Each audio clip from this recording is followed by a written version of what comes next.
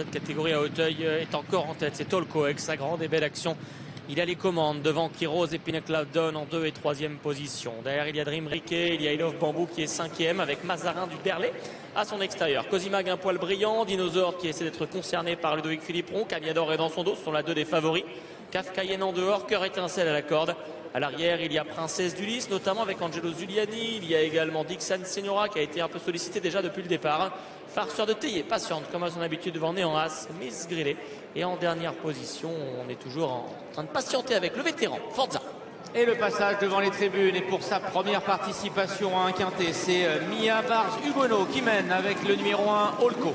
En 2e position se trouve Dream Riquet qui est dans son sillage à la hauteur de Kiros, avec ensuite le numéro 18 Pinnacle Outdown. Cœur étincelle et côté corde. I Love Bamboo vient derrière les premiers devant Mazarin du Berlay, Dinosaure et Sunny Swing. Princesse d'Ulysse est également au sein du peloton avec le 6 Miss Grillet qui progresse à la corde. La grise de Kafkaïen vient maintenant à l'extérieur devant Dixon Senora, chute du numéro 8 Sunny Swing qui a fortement gêné Forza, le 16 qui a chuté à son tour. Et 2 concurrents qui sont donc sortis de la course. Les numéros 8 et 16, Félix de Gilet et Kevin Nabé, sont encore 16 donc en lice dans ce quintet avec Olko qui a les commandes, avec Kiros et Dream Riquet tout près. L'énorme faute de Dream Riquet qui a éjecté son jockey. Pinnacle Outdown, Princesse d'Ulysse, Farceur de Théion était malchanceux légèrement, mais tous sont restés équilibrés. Le 3 est donc sorti de ce quintet pour aller vers le début de la ligne opposée. Toujours Olko qui mène dans son rythme et Kiros calé dans son dos. Le début de la ligne d'en face avec Olko qui a toujours le meilleur et qui reste côté corde devant Kiros. En revanche, en dehors se trouve I Love Bamboo avec également la grise Kafkaïen. Tout comme d'ailleurs le numéro 9 Cosimag, accompagné par Mazarin du Berlay et le favori Camiador. Pinnacle Outdown suit à côté corde devant Cœur étincelle, Princesse d'Ulysse ou encore Farceur de Théier. À l'arrière, il y a le 17 Néant As. Sachez que Kevin Nabé est en passe de se relever, ce qui n'est pas encore le cas de Félix de Gilles, pendant que les autres sont au milieu de la ligne opposée, que ça s'est plutôt bien passé pour tout le monde. Olko qui est toujours gaillardement à l'avantage, Kafkaïen, I Love Bamboo, Kiros sont là, Camiador également se rapproche tout près, il est proche de la tête. Camiador à cet instant 4-5e devant Cosimag, devant également à l'extérieur Mazarin du Berlay, Farceur de Théier plus au centre avec Princesse d'Ulysse, Pinnacle Outdown qui a perdu quelques places. Dixon Senora essaie d'en regagner également.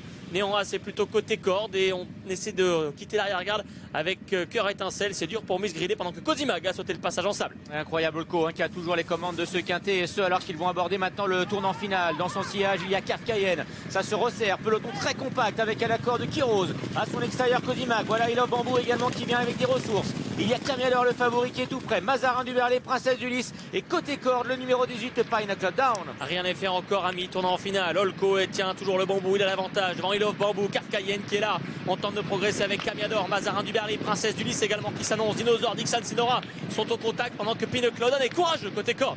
La dernière ligne droite, encore 2 et à franchir, et Olko a toujours le meilleur, mais il est maintenant sous la menace d'I Love Bamboo, de Pinnacle Outdown, et à l'extérieur Kafkaïen. Voilà le favori Camiador qui a mal sauté l'avant-dernier revêt, qui va tenter de se relancer. Et Olko lui a toujours l'avantage et tente de repartir encore. Mazarin du Berlay, I Love Bamboo attaque maintenant devant également un peu plus loin Kafkaïen pour franchir la dernière. Olko qui l'a franchi aux commandes et qui tente de repartir encore toujours, et le rêve se poursuit pour Mia Bars Hugono qui repart avec son champion Olko. Il s'en va gagner pour la 3e fois consécutive ici sur les pentes d'Auteuil dans un quintet cette fois-ci. Il va même le survoler ce quintet. L'As Olko s'impose devant le 5 I Love Bamboo, le 13 Mazarin du Berlay, le 12 Dinosaure et le numéro 4 Camiador, peut-être 5e. Incroyable histoire que celle de Mia Bars Hugono et de ce Olko. C'est une 3e victoire consécutive pour ce tandem, pour ce trio même. Ajoutons évidemment Grégoire Juillet, l'entraîneur, dans cette magnifique histoire. La 2e place reviendra à I Love Bamboo, le 5, devant le 13 Mazarin du Berlay, le 12 Dinosaure et Camiador, le favori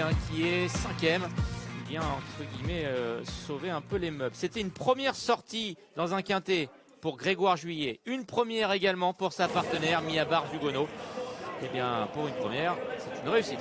Ah, complètement, 9 kg, pas 9 kg, pas de problème. Le cheval a fait ce qu'il a voulu en tête et il est reparti.